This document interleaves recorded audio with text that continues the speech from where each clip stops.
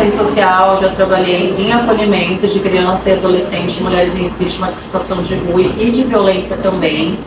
E tem uma história, claro que é de forma sigilosa, não vou expor os nomes, mas para ilustrar mesmo, né, a importância do ECA, que é um livro bem grande, mas ele tem um motivo de ele ser grande, porque realmente tem muitas especificações, né? A criança e adolescente merece essa atenção, isso foi uma conquista, isso foi uma luta de muito tempo. E o ECA é uma conquista. Então, dentro do ECA, eu tive muitas experiências, eu já apliquei o ECA diversas vezes e realmente ele é essencial para a assistência social. Então, quando eu trabalhei num acolhimento, que estava contando para vocês, de mulheres e crianças em situação de rua, eu vivenciei uma situação de uma mãe que ela era adicta, né, que ela era usuária de droga, ela usava crack, e ela foi lá para acolhimento com uma proposta dela se recompor, de repente até de para uma clínica de reabilitação. Só que não é bem assim, né? A proposta vem e muitas vezes as coisas saem do esperado e a história não foi bem essa. Então essa mãe estava lá com essa filha no intuito de não separar as duas e proteger. Só que ela começou a sair, a gente tinha um horário de retorno para essas mães voltarem para o acolhimento e ela começou a não aparecer e começou a deixar a menina sozinha lá. E aí a gente foi conversando com ela, falou que a gente não era um abrigo, né, um acolhimento, não é mais abrigo que fala. É um acolhimento com os responsáveis, não é um abrigo de criança e adolescente, e ela teria que se responsabilizar e cuidar da filha dela.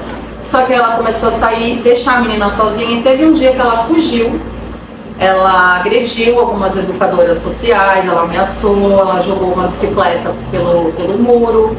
E ela pegou essa criança, que era uma criança de 1 ano e meio, nos braços e foi até a Avenida na Costa, em Santos, e se jogou na avenida, né, tentando um suicídio com a criança nos braços. Aí quando a gente ficou sabendo disso, não demorou porque era perto, né, então a gente foi lá, tomou todas as medidas, fomos à delegacia, ela teve que... E aí aconteceu o que ela não queria desde o começo.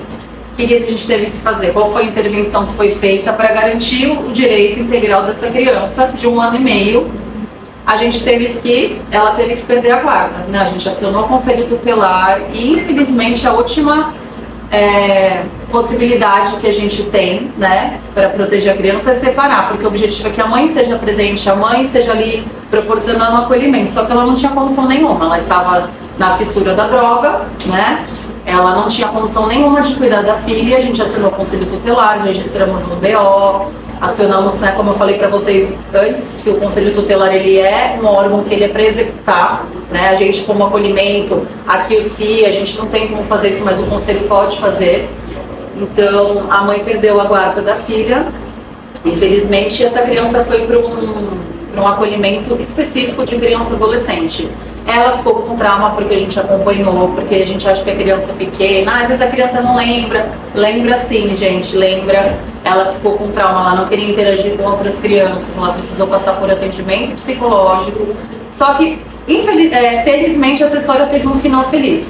Porque essa mãe, ela acabou decidindo ir para uma clínica, ela ficou lá por 6 meses, a filha dela ficou no acolhimento. E depois de um tempo, foi um processo longo de quase 1 ano, tudo isso, porque ela não recuperou assim, a gente teve que acompanhar, fazer visitas, né? Entrou o Poder Judiciário, uma série de órgãos juntos com a gente nisso, para proteger essa criança, né? Para garantir essa proteção da criança. E aí ela conseguiu recuperar a guarda da filha, mas aí foi todo um processo de mostrar que ela teria condição de cuidar. E ela mudou para Peruíbe e está com a filha dela. Hoje em dia eu não tenho notícias, mas essa foi a história que dessa vez teve um final feliz, mas nem sempre é assim, né? Então, assim, o ECA ele foi aplicado, ela foi protegida, não é o ideal, a gente queria deixar com o responsável, mas não teve como e foi isso. O conselho ele executa, né, tudo aquilo que o ECA coloca como maus tratos, exploração, violência, negligência, e é possível realizar denúncias também através dos conselhos tutelares.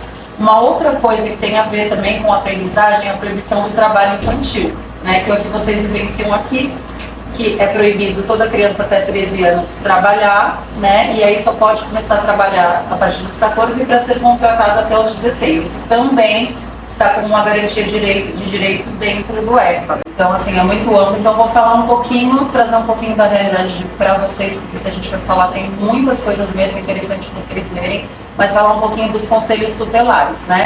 O conselho, ele tem a obrigação de atender as demandas do ECA, né? Então, ele atende as crianças, os adolescentes, e o conselho, ele tem a obrigação de informar os deveres e os direitos de cada um, atender os responsáveis, prestar todo esse atendimento. Todos os municípios devem contar com pelo menos um conselho tutelar, que é composto por membros da comunidade, que inclusive, né, pode ser uma votação, e a gente deve também estar participando disso na nossa cidade, no nosso município de São Vicente, de 4 em 4 anos as votações.